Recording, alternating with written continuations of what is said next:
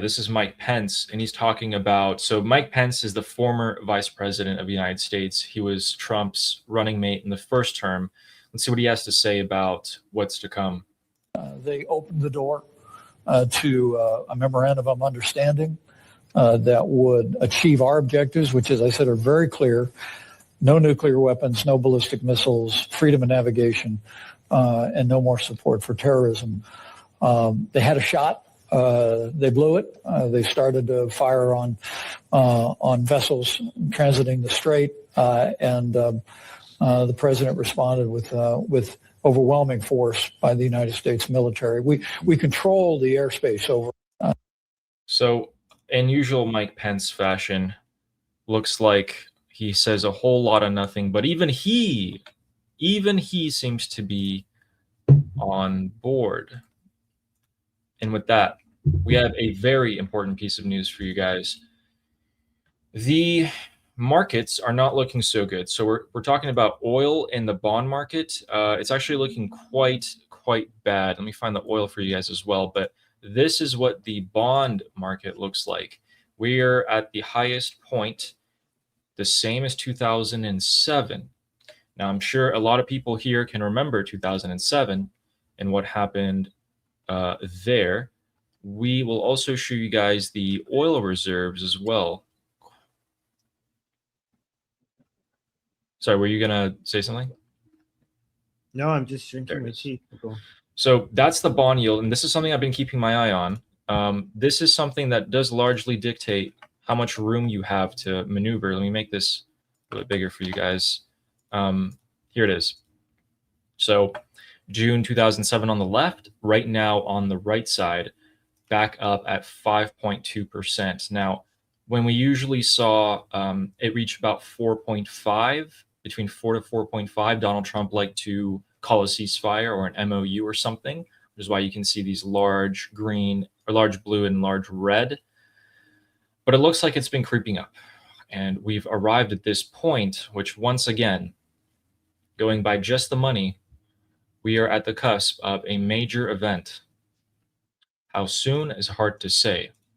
That, along with the oil reserves, which is going to be this picture, and we can see that the oil reserves are being rapidly drained at the moment. We're here on the far right, the lowest they've been in, I think it's now 40 years, 40-year low.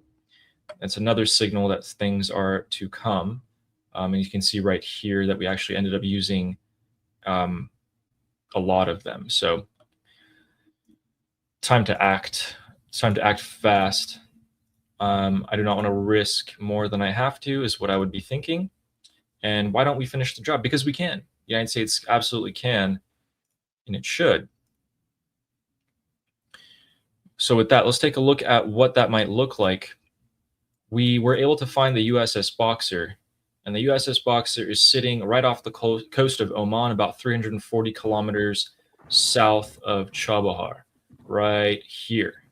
And it is still currently doing donuts, just patrolling the area, but we do see that it's accompanied by an aircraft carrier. We're not exactly sure which one. It's kind of hard to see from up in space. But they're in the area, and so finishing the job might look like some land troops here that could possibly take some of the southern ports and force a better counter blockade of the Strait of Hormuz, which has gone very interestingly. In fact, it's gone so interestingly that a Qatari ship was turned back by the United States, or so we believe.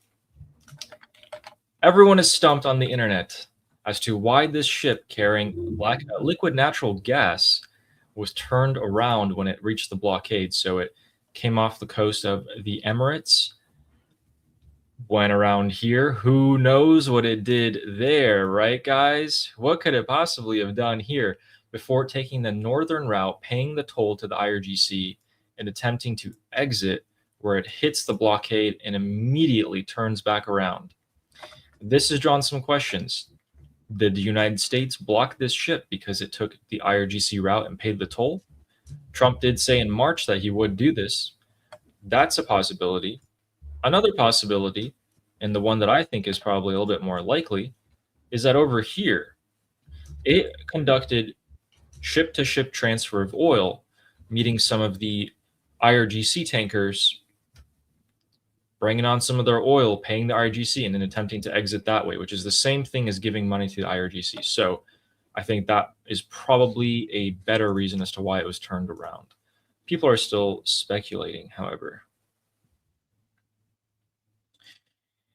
On news of the blockade, the United States is considering another blockade, a second blockade via land. And this is a new topic that's come out today.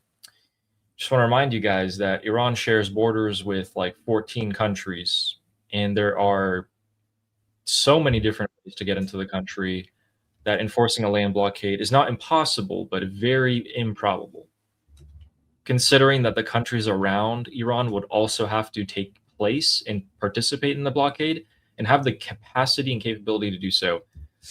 Yeah, I don't really know about that one. I'm not too sure. Is a land blockade, what do you think about that? Is that a good idea? Is it a bad idea? I'm just not even sure it's a possible thing.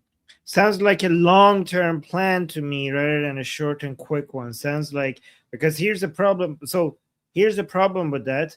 The Islamic Republic, if you do a long blockade, seems like you're planning for something that is going to last months rather than, or maybe even years, to cripple the Islamic Republic, to bring them back to the negotiating table instead of trying to end the job.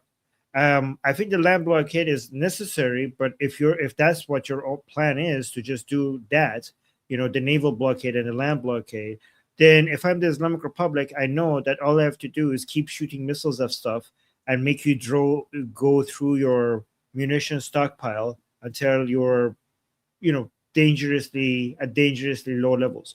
Because even if you do that, then I will do two things. I will keep throwing missiles, so you have to keep burning through your missile stockpiles, your missile interceptor stockpiles, and I will also start hitting directly hitting oil infrastructures on a scale that I haven't done before, right? The only solution is just to go at it. The only solution, none of this works unless they just finish the job, give the green light to Israel, unleash the Jews on the mullahs, unleash the Iranian people on the mullahs, get the Israelis to finish all the layers of the Islamic Republic regimes, not just layer 1, layer 2, layer 3, just finish the job with all of them. They know how to do it. Talk to Prince Reza Pahlavi, officially recognize the government in exile under the leadership of Prince Reza Pahlavi and his team, arm the Iranian people with coordination and the leadership of Prince Reza Pahlavi, get the Ukrainians involved, get the oil tankers in the Persian Gulf, give it to the Iranian people, get them to sell it on the free market, use that money to pay the Americans for air support, get that money, the Iranian people could get that money to pay the Ukrainians for training and for drones, and then build an army. After first, wipe out the entire leadership, the entire bingo sheet card, wipe it clean, arm the Iranian people, provide them air support, blockade, get the entirety of the south, suffocate whatever is left of the Islamic Republic, because you have basically taking all their oil and gas revenue away from them, because all of southern Iran now belongs to the Iranian people.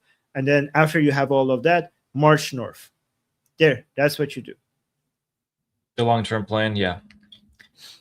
And what the short-term plan seems that's not a long-term plan. What they're doing is a long-term plan. This is a short-term plan. This is boom, boom, boom, boom, boom. You get this done. I guess I was thinking a little bit shorter term than that too. What?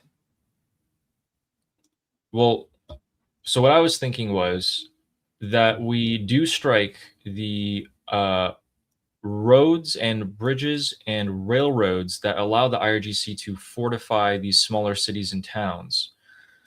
And then at the same time, we recognize Prince Reza Pahlavi.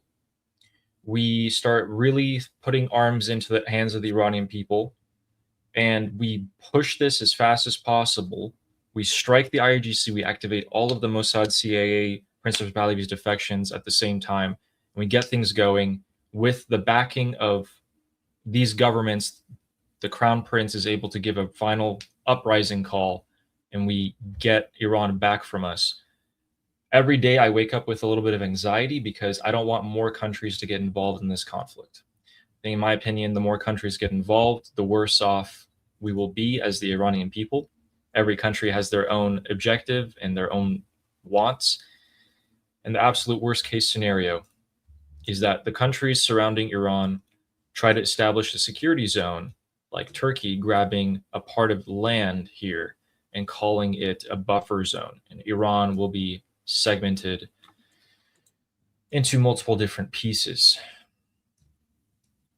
So sooner than later, and it seems like, according to CBS and the Wall Street Journal, Donald Trump has ordered new strikes on the Islamic Republic of Iran targeting energy-related targets. This is the new headline coming out as of the past, I would say, 2 hours. Quote, "The president has lost patience. This could hit the regime where it's most vulnerable. The die will be cast at the very last moment, and strikes can be as early as this weekend." So that's what CBS is reporting here. Yeah, that could be the case. It's not like the Islamic Republic can do anything about it, so reporting that isn't going to stop them.